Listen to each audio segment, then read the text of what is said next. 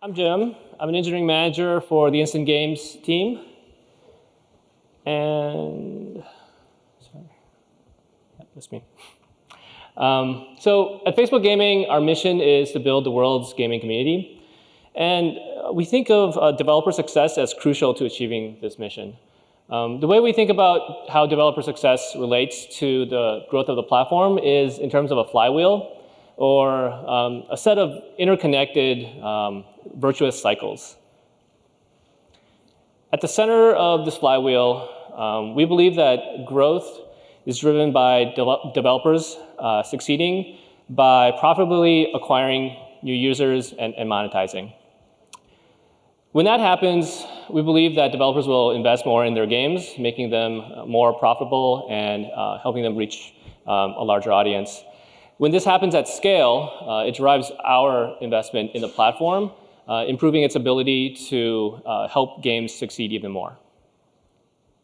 So there's a lot going on here. Let's start by focusing on the center of the flywheel, which is about positive unit economics.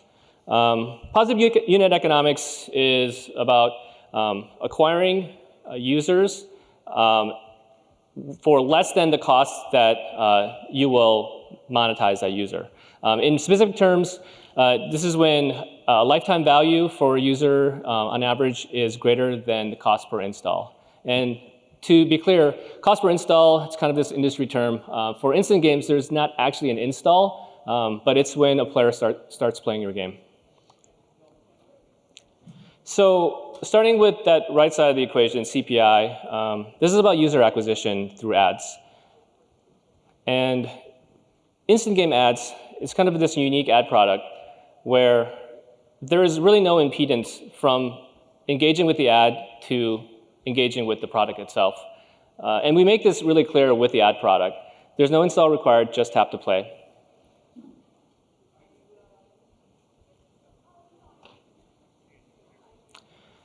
So instant game ads can be configured to acquire new users, find users that are likely to buy things in-game, and also to re-engage with users that have already played your game before. Right, now let's move on to the other side of the unit economic equation, lifetime value, which is about monetization. So we have a couple different options here. Instant games can monetize using audience network ads. The formats available are interstitial and rewarded video on Android, iOS, and web. And then the other option is in-app purchase, available on Android and web.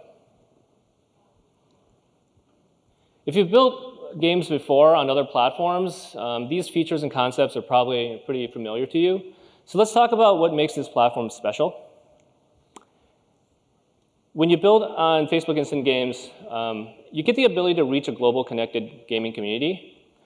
And the platform gives you tools to not just engage with each player individually, but also to build your game so that you enable players to connect with each other. This gives you powerful abilities to reach new audiences and build long-lasting player bases. One concrete example of this is sharing. Through our in-game sharing features, Instant Games allows users to share their in-game content onto Facebook. And this gives your game this potential for massive viral distribution on newsfeed. And it also gives you this powerful mechanism for retaining users through social re-engagement.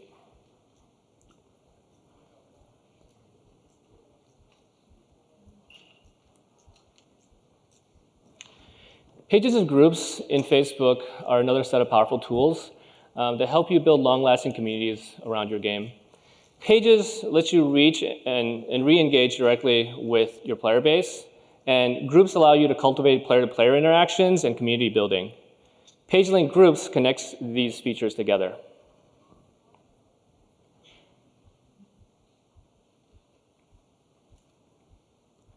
So this is how we see the flywheel that drives the growth of the Instant Games platform, with developer success at the core of the growth engine. Next up, I want to introduce Alexander Krug, founder and CEO of SOFTGAMES. He's going to share his firsthand experience building and monetizing a successful instant game.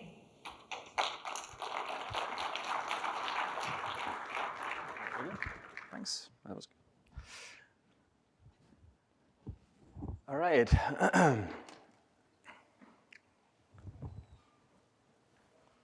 me click through it, actually. All right, cool. Then, yeah, hi. As I said, I'm Alexander Krug. I'm CEO and co-founder of SOFTGAMES. It's a very big pleasure to be here today. And as I said, today I want to share 5 learnings with you, how we actually found success with instant games. If you never heard about SOFTGAMES before, so let's start with some kind of background. So SOFTGAMES is fully focused on HTML5 games since 2012.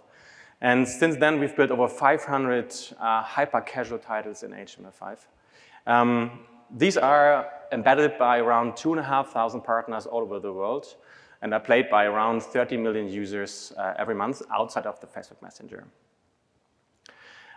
Besides this business unit, we are one of the top instant game developers with around 80 live titles, including Cookie Crush, Solitaire Story, or Bubble Shooter. We have joined Instant Games as one of 15 launch partners around 2 years ago. And till today, over 70 million people have played our games on Facebook Messenger. All right, so until September 2018, all our games, including these on Messenger, have been solely monetized through ads. So due to our history, our DNA was all about ads. So we've become experts in showing the right ad at the right moment to the right person. So this gave us an advantage when Facebook introduced advertisement or monetization through ads for instant games in late 2017. But when Facebook announced in-app purchase for instant games, we've been super excited, actually. We saw the opportunity to increase the up-down of our games dramatically because of 2 main reasons. On the one hand, with in-app purchase, our users can finally purchase much bigger packages with no limitation at all. So highly engaged users, so-called whales, they can possibly spend thousands of dollars per month. Compared to an ad, a whale would have to watch many ads in order to generate the same revenue. But on the other hand, which might be also even more important to you as a developer, is that with in-app purchase, you finally can control your revenue. So now it is in your hand if the user makes a purchase or not. While your ad revenue mainly depends on external factors you cannot control, like the eCPM or the fill rate, for example. So at the moment, before we actually introduced in-app purchase into our games, we could just basically scale our revenue with creating more ad requests. But besides being a much bigger opportunity, in-app purchase was also a much bigger challenge for us because it was something completely new to us. Nevertheless, we still managed to actually double our daily revenues by introducing microtransactions into our games. So let us look back how we did this actually. So at first, we decided to invest a lot of time in running experiments before we actually rolled out in-app purchase. Why? Because we've been mainly curious to understand the effect of microtransactions on our main income source, which was actually advertisement. So therefore, our plan was to make in-app purchase only available for a small group of new users in a specific geo and across certain games. And here's what we've actually learned. So at first, we realized pretty early that we had to fix our whole in-game economy. So it was not balanced for in-app purchase at all. Instead, the games were optimized for ads for obvious reasons. So the users could get basically everything they want for just watching an unlimited amount of ads. So they felt basically like a kid in the candy store. There's just too much of everything. So we had to fix that first. So our mission was to create a higher value for each premium item within the games. What we did actually was we limited the supply of premium currency and lives and boosters and so on, while we increased the demand for it. So at the end, the action we took was pretty tough for us. So we decided to create less ad spaces, resulting in less ad requests, and also ultimately in less ad revenues in the short term. So I believe I can say that at this point, we were slightly concerned, but we followed our plan. And also, while we prepared our in-game economy for microtransactions, we also had to keep in mind that we need to design 3 different balancing sets. One for Android, where we have the opportunity to monetize the users through microtransactions and also rewarded ads. Another one for desktop, where only in-app purchase is available, no rewarded ads so far. And another one for iOS devices. So rewarded ads are enabled there, but no microtransactions. So for example, in Cookie Crush, there were a lot of different flows and use cases and exceptions that at the end we experienced quite a few dead ends for our users as part of our learning curve. So optimizing these special cases required additional resources and time in order to make it perfect, or in order to make it work at least as we wanted it. But after a few weeks of working hard, tweaking the economy, and getting all through these kind of issues, we finally launched our in-app purchase test. So when we actually pressed the live button of this specific version, we were super excited to see the first results. But the first results were just totally disappointing. So we saw that over the time, the test group got bigger and bigger and bigger, while the amount of purchases did not really increase. What happened? So we went back and analyzed what might be the reason. And at the end, we found out that we just made a big mistake. So as said, we enabled in-app purchase only for new users and expected immediate results. But I think it is well known that mainly your most committed players are willing to pay for your game. And that are those who already spend a lot of time within your game. And these who play at very, very high levels rather than in the first. So definitely not only new users. So based upon this learning, we expanded our test group. So beside new users only, we also added these ones with a higher game progress to the test group. And this finally resulted in much better numbers. So based upon this success, at some point we made a decision to go all in. We made in-app purchase available for all the users. And after we globally released microtransactions to all users, the first results were just stunning. And as said at the beginning, since day one, actually, we saw that we doubled our daily revenues, while the income from ads was stable and was also still growing. So for example, in Cookie Crush, one of the main drivers were actually new content releases. So now we saw suddenly that new levels had a much, much bigger impact on the revenue than ever before. Why? Because our new content releases are actually optimized for those players who play at very high levels. And they, as I said, spend the most time within Cookie Crush. And as soon as these players get a new challenge, they want to solve them and therefore spend the money in order to do so. Additionally, besides much higher revenues, we saw that also microtransaction had a bigger impact, or a positive impact also on our long-term retention. And as we all know, retention can distinguish okayish games from great ones. And games with higher retention rate also monetize better. So retention is king, not only for instant games.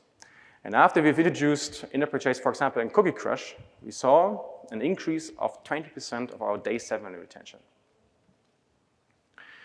So to summarize, introducing microtransactions into your instant games is the way to go in order to become successful on the platform. It helps you to boost your revenues and as well your long-term player retention. The good news is that free-to-play games have gone a long way establishing in-app purchase to a broad audience. So there are tons of best practices and well-known or proven monetization mechanics out there you can actually learn from. What does it mean for us? Basically, the first results were just basically a start. We believe and see by further optimizing and balancing and fine-tuning our games that we are just at the beginning. That there's way, way more we can achieve here. All right, that's from my side. Before I hand over now to the next speaker, Let me just mentioning that we're just hiring a lot of people in our newly opened office in Toronto, Canada, and as well in a headquarters in Berlin.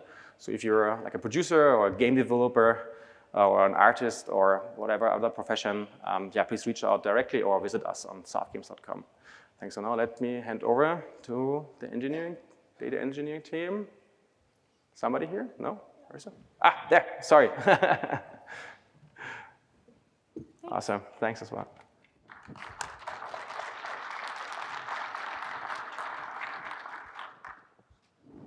Hi, today we're going to talk about data insights for success on the Instant Games platform. Tim and I are both, Timothy Chan and I are both Instant Games data scientists. We work up in Seattle for Facebook on the Instant Games product. And what we wanted to talk to you about today is kind of Instant Games and the platform as a whole, the ecosystem from a data scientist's perspective, and some of the things that we've learned about insights into the platform, hopefully things that you'll be able to leverage to make your Instant Games more successful on our platform.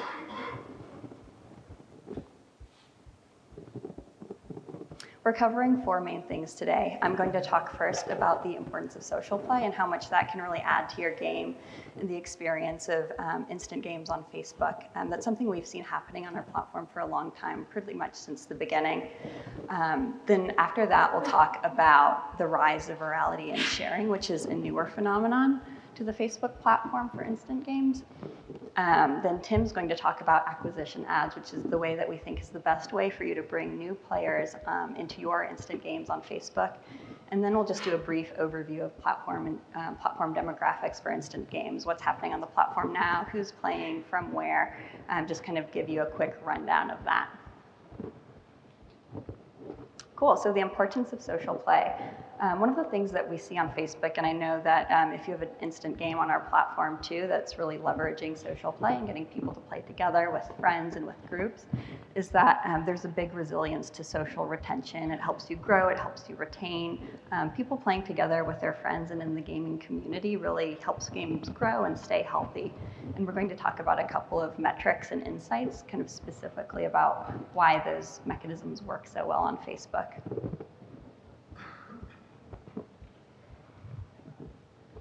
So across the platform, we see social games being much, much more successful as a whole than we do solo games. And just to clarify, when I say social games here, what I'm talking about are games where at least 50% of the gameplay is happening in a context where you're playing with a friend or with another gamer or with a small group of gamers.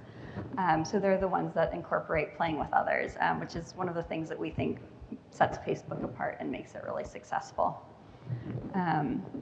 And I think this is a great example, this bigger growth and higher number of weekly players that you see. It's a great example of one of the ways that we've been trying to build the world's gaming community, and this is a way it really shows that it's paying off. We believe that the gaming community wants to play together, and that this is a great example showing that when that starts happening, that is totally what happens. When people play together, they want to come back, they want to play more. So as you can see, just to give you a sense of the magnitude, games that have at least 50% social play have more than 10 times as many weekly players, which is really, really compelling, especially when you see this next little call out, which is that our top 3 biggest games are actually in the solo section. So that means that overall, even though we have some of our biggest and kind of fastest growing games in the solo section at a moment in time that we were looking at, it's actually the social segment of games that is much larger and more successful as a whole and kind of throughout the platform when you consider all of the games. And one of the reasons this works so well and that these games are the games that are enabling social play and playing with friends grow so much faster and end up with larger player bases is that their games retain much better. So I know this is a number we've shown a couple of times before, that at all of the main new player retention points that we normally check in at, so D7, D14, D28, so a week, 2 weeks, and a month after you played your first time, you're 3.5 times more likely to come back to the game as a new player if your first time that you played the game on your first day you played with friends or with a group of people versus if you were playing by yourself, kind of in isolation, which just speaks to the deeply retentive experience of playing socially and playing with friends on the platform. And one of the things that I think is most interesting here is that if you've been following instant games for a while, you know that we've shared this number before, and it just keeps getting bigger over time. So it used to be something around on the order of 2x better retention for social players versus solo, and now it's 3.5. So as the platform continues to grow and get healthier and healthier, we see retention for solo players, that kind of differential getting bigger as well, and it really showing that bringing gamers together to play together on Facebook is a way to make them more and more eager to come back.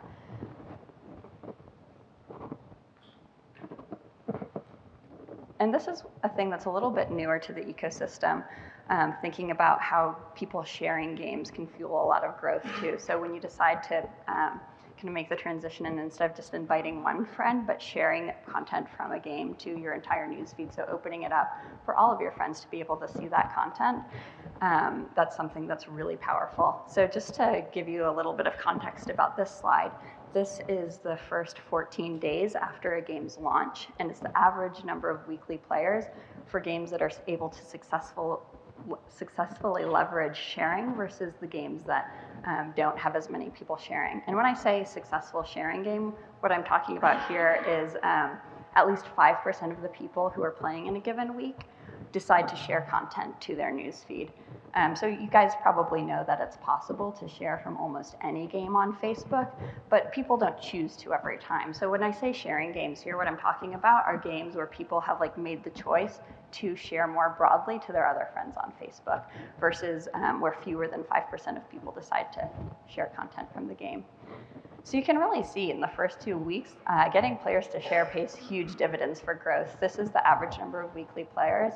And you can see how it just increases over time and kind of leaves the games that aren't able to get that kind of sharing ratio behind, because it just opens up this really virtuous cycle. And one of the reasons we think it does that is because it kind of widens the top of your funnel.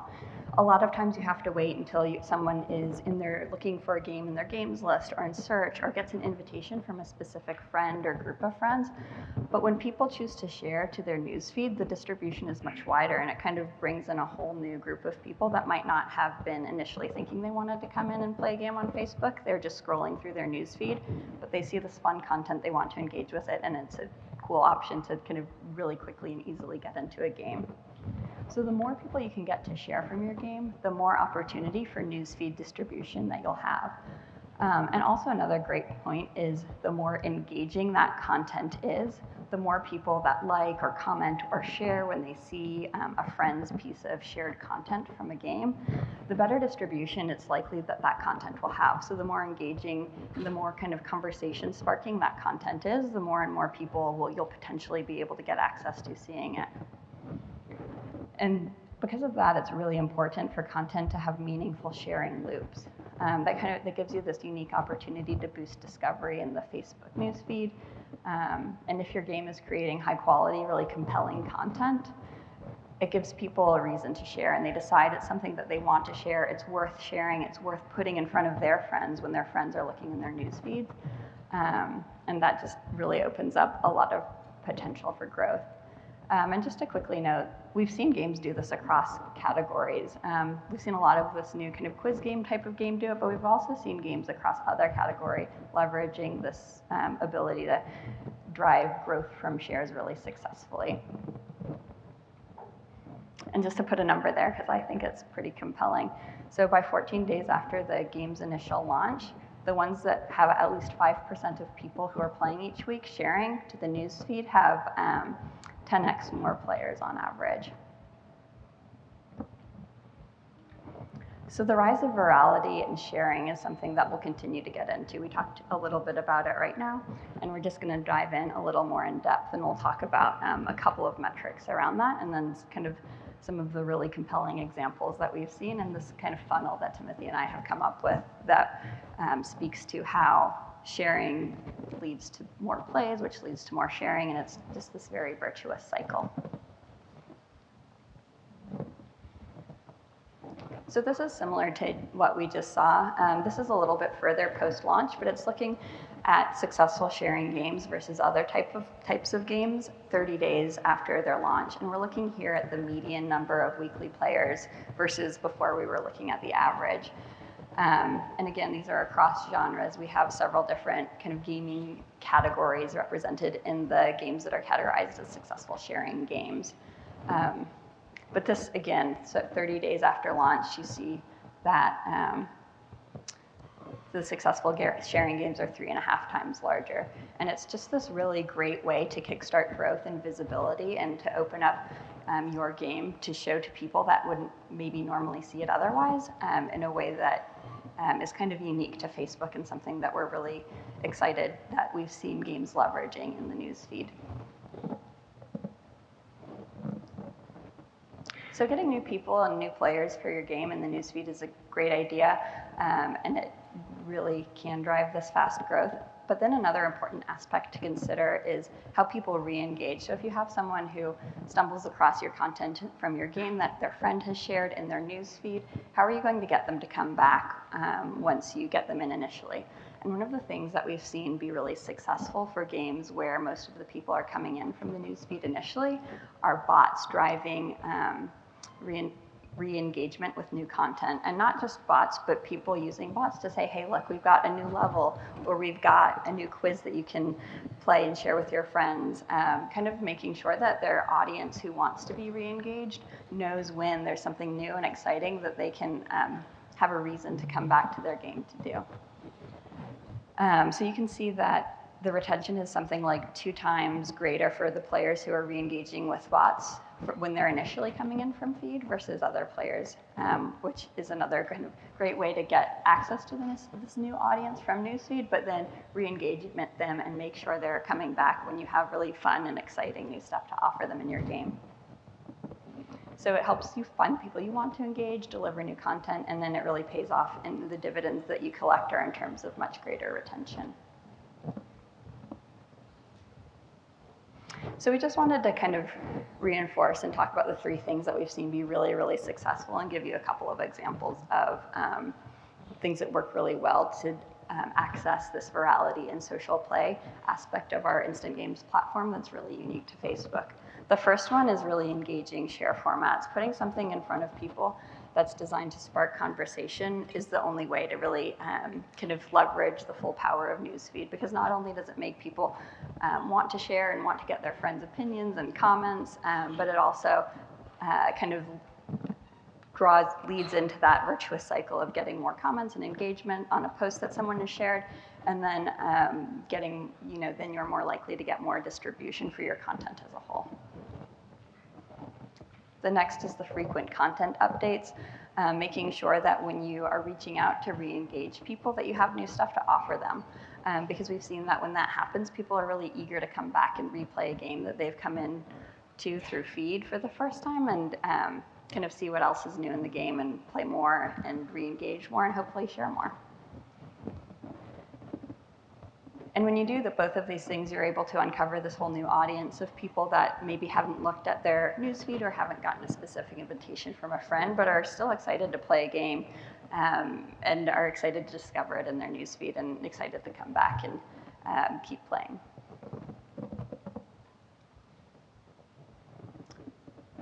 So social play across the platform is driven by the first thing we mentioned, really engaging content for people to share. And we've seen a couple of quiz games in particular utilize social play really well in terms of sharing to newsfeed. When we say quiz games, we're talking about fortune cookie style games. They don't really ask for any personal information, and there's not a lot of interactivity done within the game. You get content that is fun to share and it seems customized. And then you share it to newsfeed, and actually a lot of the interaction happens in newsfeed. You can see here, it's what career suits your personality.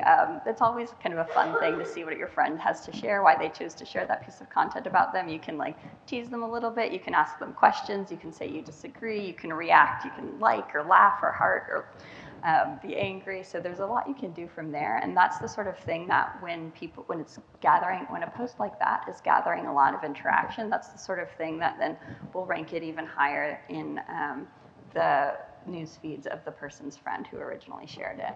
So newsfeed just has this huge potential to reach a ton of people and unlock virality by sharing, playing and sharing from friend to friend to friend, and this like kind of virtuous cycle of cascading shares. And we're seeing a ton more genres outside of just the quiz game genre starting to do that and really recognize the power of newsfeed and start to leverage it. So I'm going to hand it off now to Tim to talk about the newsfeed virality cycle, and then ads and platform demographics. Thank you, Marisa.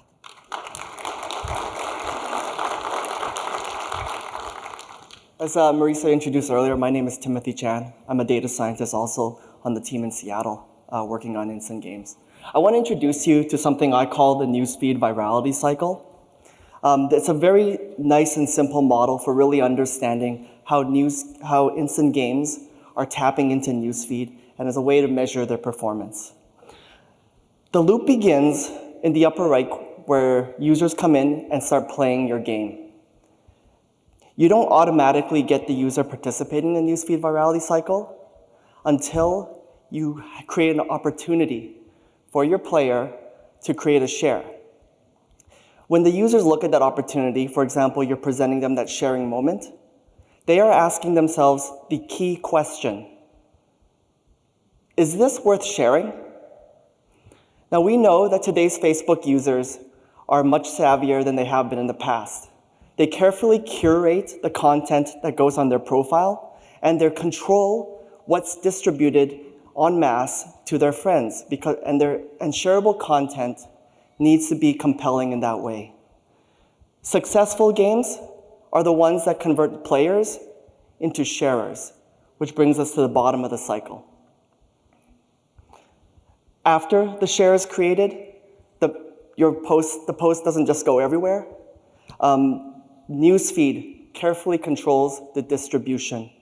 Now, it has the potential to take that one share and show it to dozens, if not hundreds, of that user's friends. And in aggregate, newsfeed has the potential to reach hundreds of millions of users. But not all content will succeed here, because newsfeed is asking the key question: is this worth seeing? Now, to maximize reach, shares need to create social engagement. That's the rules of newsfeed. You need to spark conversations, as Marisa mentioned.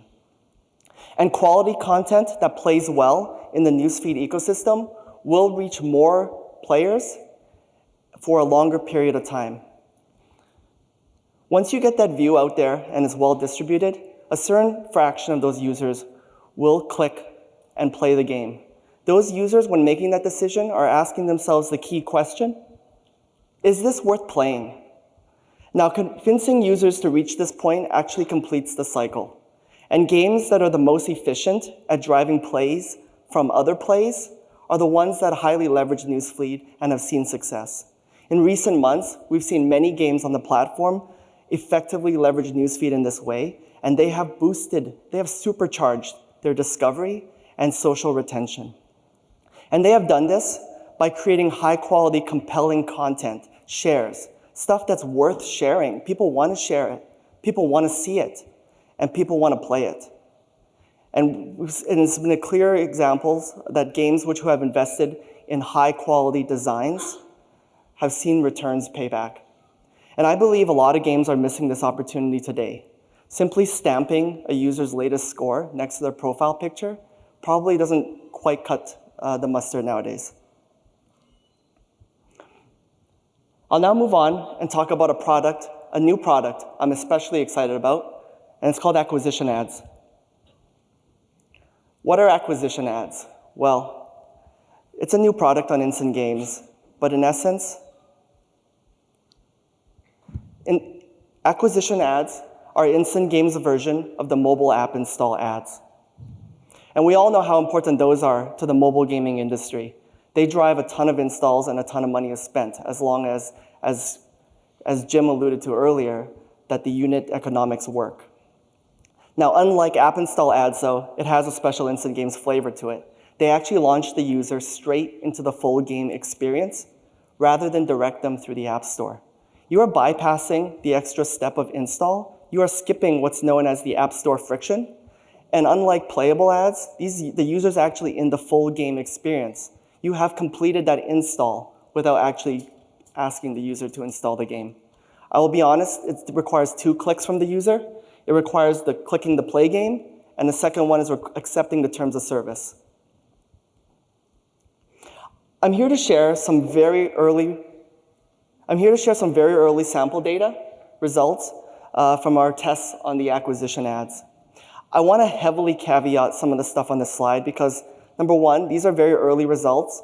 We are still actively optimizing this product, and our partners who are running the campaigns are still learning how to optimize these campaigns. This is, after all, a brand new ad format. And while I am showing averages, the one thing I've learned from analyzing and interpreting ads data is there really is no such thing as an average campaign. For example, some campaigns go after the lowest CPI installs. That sounds great, right? But there are actually other campaigns that intentionally go after more expensive demographics, because why not? Those are higher player values. All data here is based on US only, and they are non-quiz games, just to be clear. Given those caveats, we do find that this ad format has some obvious improvements over what's typically known as the mobile app install ads. For number one, they result in a significantly higher click-through rate, achieving 5.6% versus 1.2%. That's really high for an ad format. Next, it results in CPIs that are now averaging below 25 cents a user. Now, I want to stress again, this is sample test data, and it varies a lot, game to game, country to country, campaign to campaign, and even month to month. Your mileage will absolutely vary, but we believe these are encouraging early test results, and we look forward to seeing this, driving these results, making them look even better. Now, retention for these ad campaigns is especially important for instant games. And the reason why is that users who discover a game, for example, in the newsfeed ad unit, can't be expected to find that ad every single time they come to newsfeed. Instead, users must come in through different entry points. Currently, we find the most successful form of retention are through, surprise, surprise, everybody, social channels, if we haven't hammered that message home enough. This includes newsfeed, also includes one-on-one and group chat threads. Home screen shortcuts also work quite well. I'm a big fan of home screen shortcuts because just like an installed native game on your phone, there is an icon sitting on your home screen, and users usually like to organize those into a games folder or a games section, and it's always there as a persistent reminder. So this is a way to get instant games to fit within that user paradigm. This is currently being used by we find that 25% of retained users are using home screen shortcuts, despite not all games implementing this feature. We do have a decent amount of retained users engaging through bot subscriptions, and I understand that the bot subscription framework has changed over the last couple of months, and games are still trying to figure out this new model. Other retention mechanisms are not insignificant. They add up to 20% in aggregate. An example of such another alternative retention mechanism is that a user can expect to actually find that game that they clicked on in the ad in the Games tab under the Recently Played section. It should be the first game that's showing up. You will see that these numbers add up to more than 100%, and the reason why is that users can retain through more than one channel. So I wholly encourage you to take advantage of more than one retention mechanism for users coming in. Now, a significant portion of our ongoing work is continually to drive improved retention rates, so we hope to see more successes here. Next, I'd love to wrap up by sharing the latest on platform demographics. These are usually popular slides, and if you've been keeping track over the years for instant games, you can see the evolution. This is split by gender and age. All ages are fairly well represented on instant games today. And actually, as the games have evolved over the months, we have noticed that the young male demographic has actually grown in substantially over the last 6 months to a year. There are now more males in younger demographics, but there's still more females in older demographics. This is not totally unexpected. It's very similar to industry benchmarks for mobile gamings, and it simply reflects the platform's current makeup of games. As you may expect, older females like the games such as words games or match 3 games. Those are the ones that our platform launched with and have done quite well. What we're seeing coming in are the newer, younger games, such as ones that are targeting action. These are the demographics split by continent and also gender. These ratios are also not entirely unexpected as they reflect mobile gaming, the overall mobile gaming industry in general, and really should be surprising no one. There is a significant male bias in Asia, while Europe and North America are biased the other ways towards females. I don't believe this is intrinsic to the Instant Games platform and is actually just a reflection of the games that are on the top of our charts. As we've seen this gender ratio shift significantly over time, depending on which games were hot at the moment. What I really hope that these 2 slides have conveyed to you is that Instant Games can reach a highly diverse set of global gamers. And regardless of whom you're building your game for, no matter what age, gender, or global region, the Instant Games platform can reach those users. Now, during this talk, I want to recap. Marisa shared a pretty interesting package of evidence that shows social play is exceptionally important for scaling your game, retaining your users, and growing quickly. We've also talked about the power of newsfeed and how it can reach hundreds of millions of users. But to do so, games need to have high quality and compelling shares, ones that spark conversations.